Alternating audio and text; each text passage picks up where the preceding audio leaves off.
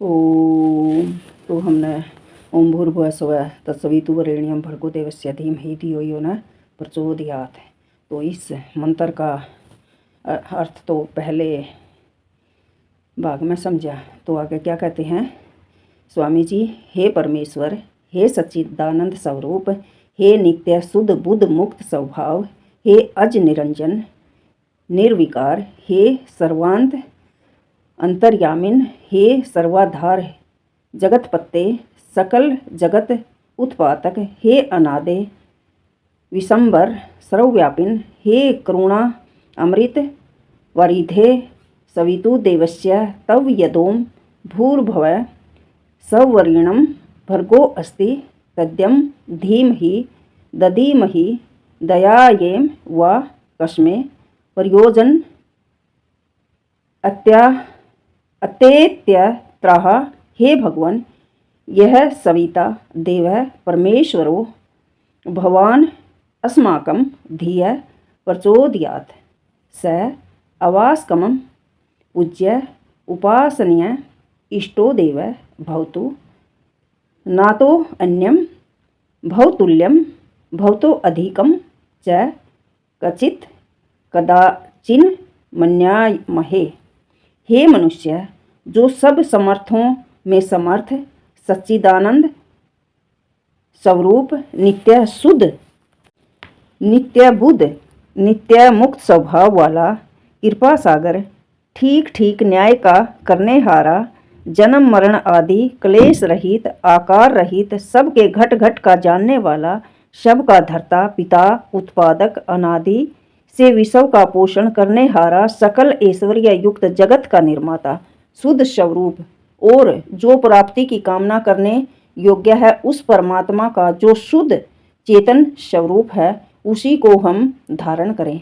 इस प्रयोजन के लिए वह परमेश्वर हमारे आत्मा और बुद्धियों को अंतर्यामी स्वरूप हमको दुष्टाचार अंध अधर्म युक्त मार्ग से हटा के श्रेष्ठाचार सत्य मार्ग में चलावे। उसको छोड़कर दूसरी किसी वस्तु का ध्यान हम लोग नहीं करें, क्योंकि न कोई उसके तुल्य और न अधिक है। वही हमारा पिता राजा न्यायाधीश और सब दुखों को देने आ रहा है, सब सुखों को देने हारा है। इस प्रकार गायत्री मंत्र का उपदेश करके संध्या उपासन की जो स्नान आमचन प्राणायाम आदि क्रिया है वो सिखावें। प्रथम स्नान इसलिए है कि जिससे शरीर के बाह्य अवयवों की शुद्धि और आरोग्य आदि होते हैं। इसमें प्रमाण अधीर्घात्राणि शुध्यन्ति मनः सत्येन शुध्यति विद्या तपोभ्याम भूतात्मा बुद्धि जाननेम शुध्यति। यह मनु स्मृति का श्लोक है।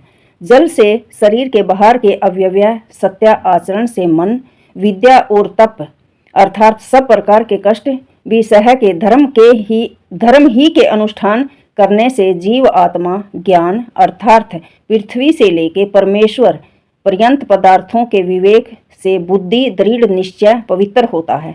इससे स्नान भोजन के पूर्व अवश्य करना चाहिए। भोजन करने से पहले स्नान अवश्य करना चाहिए। दूसरा प्राणायाम इसमें प्रमाण है। प्राणायाम द शुद्धि अक्षय ज्ञान दीप्ति अविवेके अख्यात। यह योग शास्त्र का सूत्र है।